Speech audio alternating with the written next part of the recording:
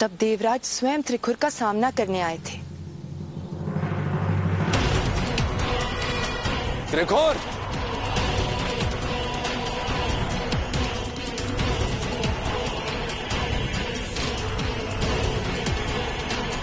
अपने वरदान को इस संसार के लिए श्राप मत बना त्रिखुर। क्या बिगाड़ा है इन निर्दोषों ने तेरा? क्या दोष है उनका? दोष उनका नहीं है, दोष तो मेरी महत्वाकांक्षा का है। और अपनी महत्वाकांक्षा को पूरी करने के लिए अपनी उदारता प्रदर्शित करते हुए चुनाव का विकल्प मैंने सबको दे दिया था। मेरी दास्ता या अपनी मृत्यु।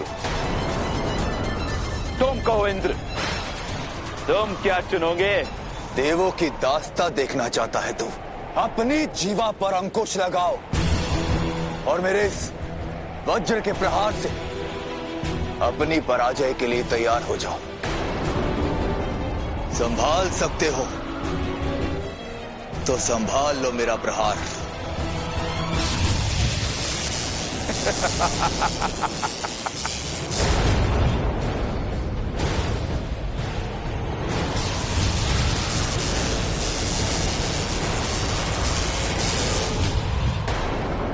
मुझे मारने का प्रयास व्यर्थ है इंद्र, क्योंकि मैं अजय हूं। अजय होने का वरदान प्राप्त है मुझे।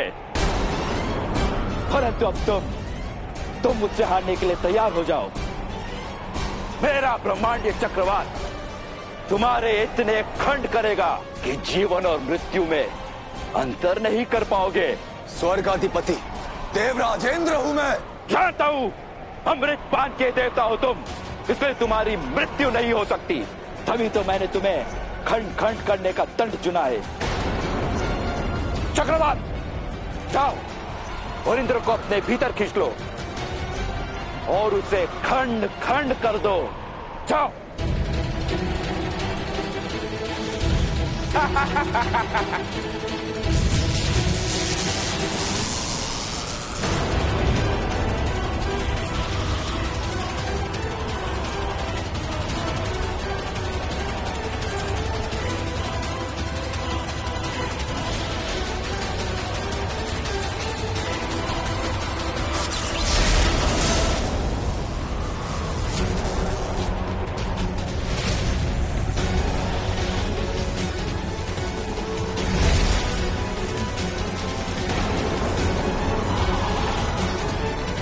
त्रिखुर, रोक लो अपने चक्रवात को, ये उचित नहीं।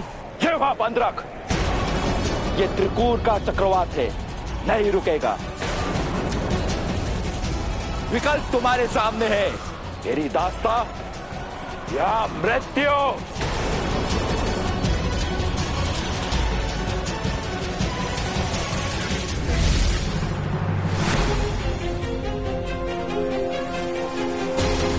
ब्रह्मदेव, मैं पालनहार हूं। देवताओं की रक्षा के लिए मुझे जाना होगा। नारायण, त्रिखुर मेरे वरदान से अपराजय हो गया है। अब संसार में उसे कोई पराजित नहीं कर सकता। तो क्या मैं त्रिदेव होने का धर्म त्याग दूं ब्रह्मदेव, और देखता रहूं चुपचाप देवताओं का विनाश? देवराज, स्थिति के अनुसार प्राणों की रक्षा ही प्राथमिकता है, और मेरे विचार से समय को देखते हुए हमें त्रिखुर की अधीनता स्वीकार कर लेनी चाहिए।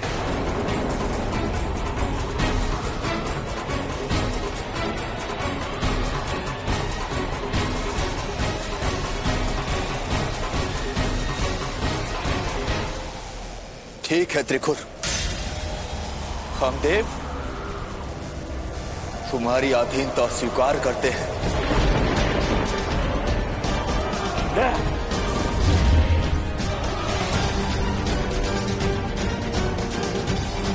तो आज से तुम सब देवता मेरे दास हुए और मेरे आदेश का पालन करोगे।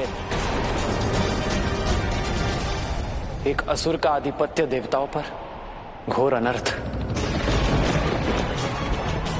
न जाने अब क्या होगा संसार का। कैसे मुक्ति मिलेगी देवताओं को इस असुर से? नारायण, त्रिकुर के संकट से मुक्ति पाने का मार्ग अब हमें केवल महादेव ही बता सकते हैं। हमें शीघ्र अतिशीघ्र महादेव की शरण में जाना होगा।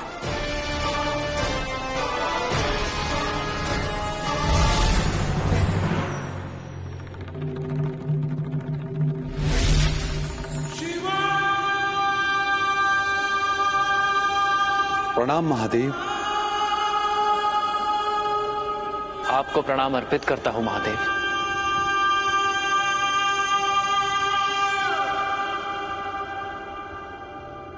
ज्ञात था कि आप आएंगे। सृष्टि घोर संकट में है प्रभु। त्रिकुर के घोर संकट से समस्त सृष्टि को केवल आप बचा सकते हैं। परंतु त्रिकुर को अजय होने का वरदान तो आपने ही दिया था ब्रह्मदेव। यदि मैं उसे रोकूं भी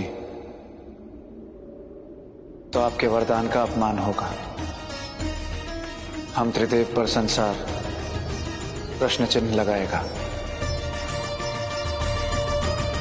क्या ऐसे में मुझे उसे रोकना अनुचित नहीं होगा ब्रह्मदेव? महादेव, उचित और अनुचित की सीमा से हम बंधे हैं, परंतु आप आदि अनादि अनंत अजन्मे हैं। इसी कारण आप सभी बंधनों से मुक्त है, सभी सीमाओं से परे है। किंतु मैं तो समस्त नियमों से बंधा हूं।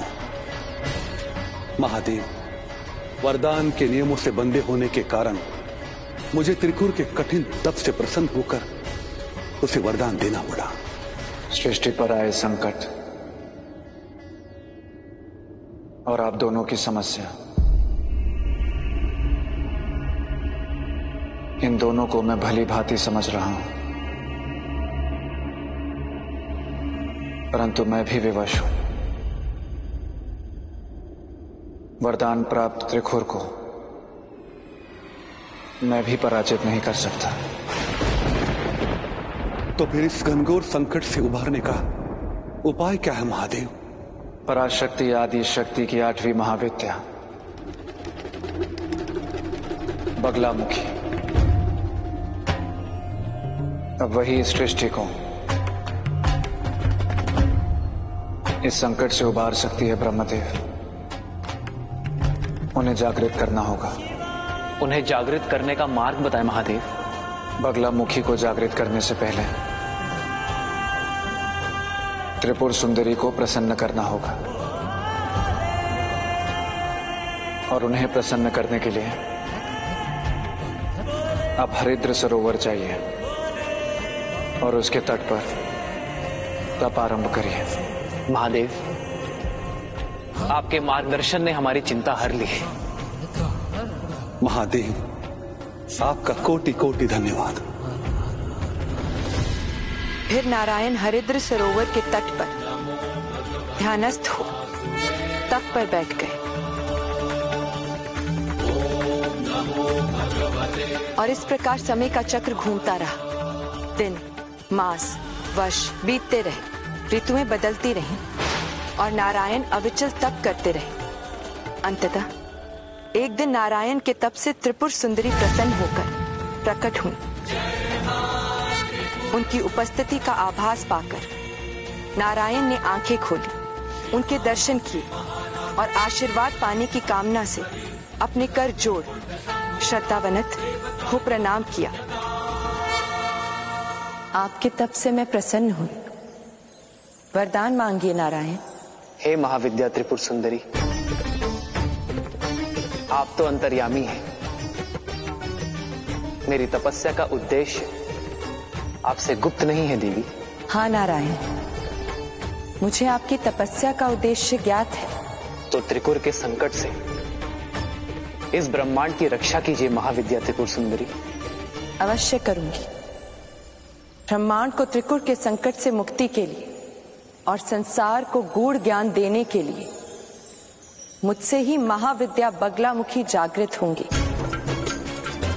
और संसार से संकट का नाश करेंगे। फिर त्रिपुर सुंदरी के हृदय से महाविद्या बगलामुखी की उत्पत्ति हुई।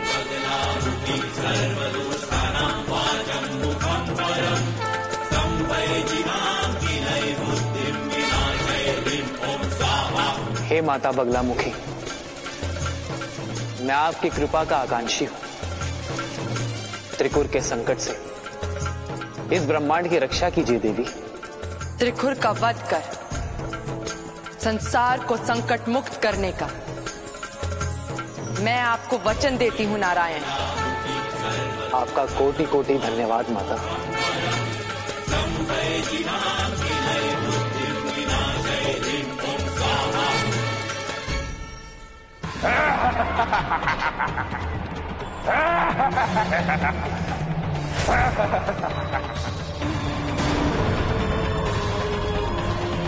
चक्रवात रुक तो गए, आगे बढ़ो।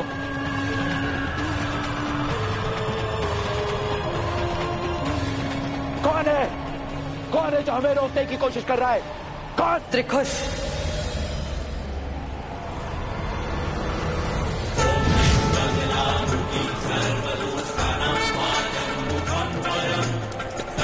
तू कौन है अबला स्त्री?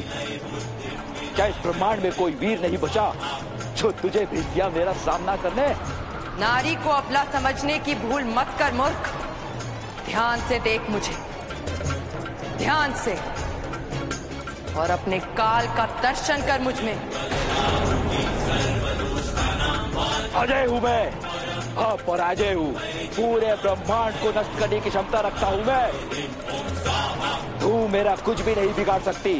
यदि अपने प्राणांत से बचना चाहता है तो अंतिम अवसर देती हूं। ब्रह्मांड का विनाश इसी क्षण रोक दे। देवताओं को उनका स्थान वापस कर दे और अपनी सीमाओं को लांघने का विचार त्याग दे। तू अपनी सीमाओं का अतिक्रमण कर रही है स्त्री।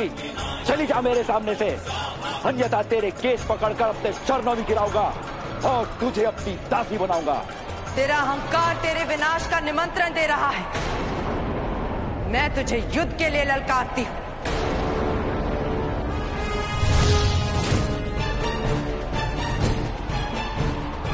जाओ, उस दुष्टा का अहंकार चूर करो और उसे बंदी बनाकर मेरे चरणों में लेके आओ। जाओ।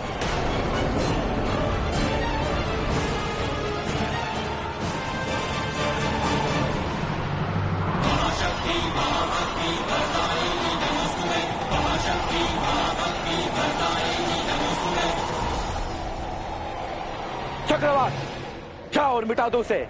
छत विचत कर दो स्त्री को। जाओ।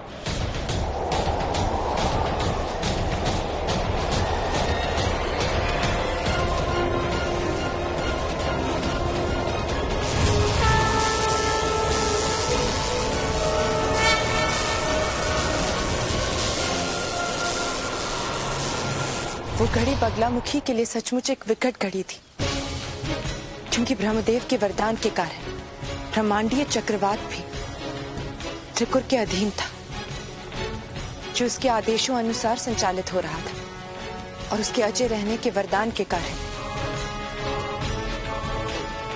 उसे युद्ध में हराना भी असंभव था। उस विकट घड़ी में क्या किया बगलामुखी ने मित्र? तब उस विकट घड़ी में बगलामुखी ने महादेव का ध्यान किया और उनका आवाहन किया। तब तो ये सहज है कि आपके मेरा तात्पर्य बगलामुखी के आवाहन पर महादेव को इस संकट में सहयोग के लिए आना ही पड़ा होगा। हाँ मित्र, वो आए थे।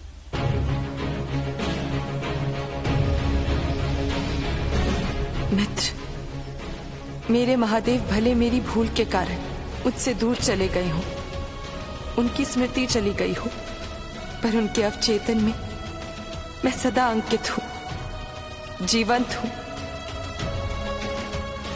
वो अपनी गिरजा को संकट में कभी अकेले नहीं छोड़ते। इसलिए तो आप मेरे साथ हैं, मेरे मित्र बनकर। मित्र, इस बार आपके महादेव किस रूप में आए थे? मित्र, क्या सोच रही हैं मित्र? महादेव के विषय में। क्या पूछा था आपने? इस बार किस रूप में आए थे महादेव? इस बार वो मेरे सारथी बनकर आए थे, मेरा मार्गदर्शन करने। तो क्या इस बार महादेव ने त्रिकुर से युद्ध नहीं किया था? नहीं, जैसे आत्मा अपने शरीर को सदा उचित कर्म पथ पर चलने का निर्देश देती है, ठीक उसी प्रकार उन्होंने अपनी प्रकृति शरीर रूपी पार्वती की आत्मा बनकर त्रिकुर के अंत का उचित मार्ग दिखाया था। तभी तो उनके परामर्श के कारण त्रिकुर को मार पाना संभव हो पाया था।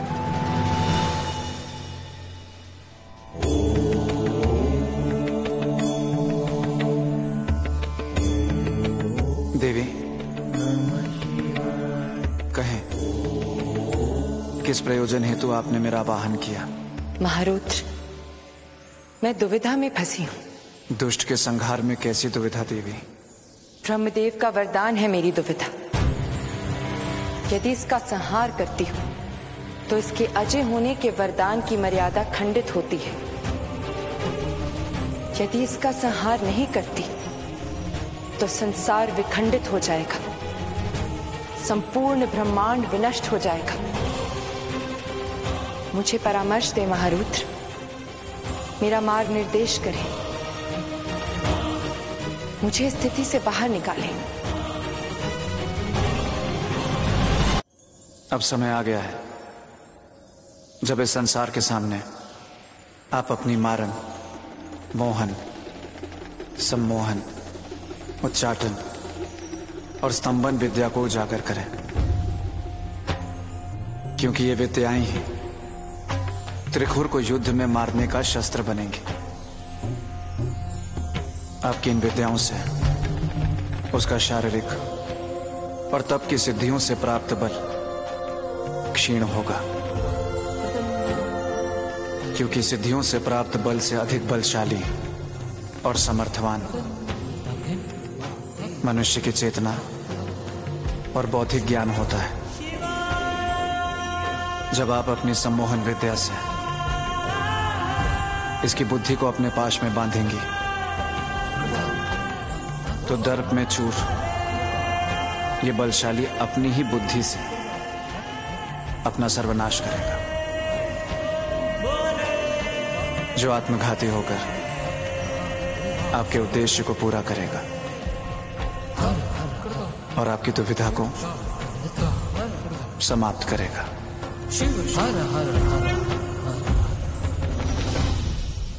आपने मुझे मार्ग बताकर संपूर्ण संसार के कल्याण हेतु मार्ग बताया है महारुद्र।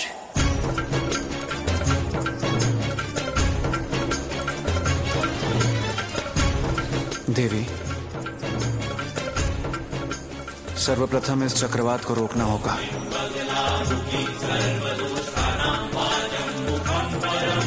और इसके लिए आपको अपनी मोहन शक्ति का प्रयोग करना होगा। जो परामर्श महारुद्र।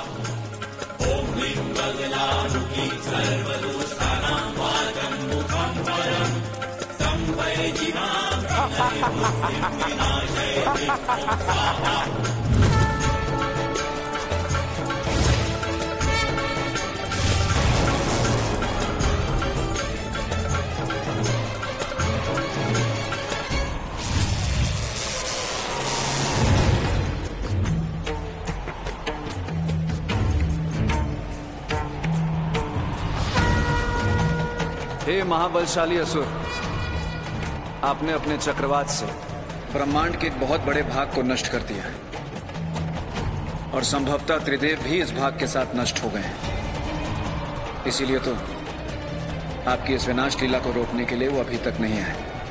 तुम कौन हो? त्रिदेव को उत्पन्न करने वाला परम ब्रह्म हूं मैं। किस लिए आए हो? आपकी शक्तियों से प्रभावित होकर आपसे मित्रता करने आया हूं। मुझसे मैत्री करने का कारण केवल मेरी शक्ति का आकर्षण नहीं हो सकता। सही कहा आपने। मेरी इच्छा है क्या? कि आप इस संपूर्ण ब्रह्मांड के राजा बने। परंतु क्या? परंतु राजा तभी बनेंगे जब ये ब्रह्मांड बचेगा, और ब्रह्मांड तभी बचेगा जब ये चक्रवात रुकेगा। इसीलिए इस ब्रह्मांड को सुरक्षित रखने के लिए इस विनाशकारी चक्रवात को अविलंब रोके। चक्रवात, शांत हो जाओ।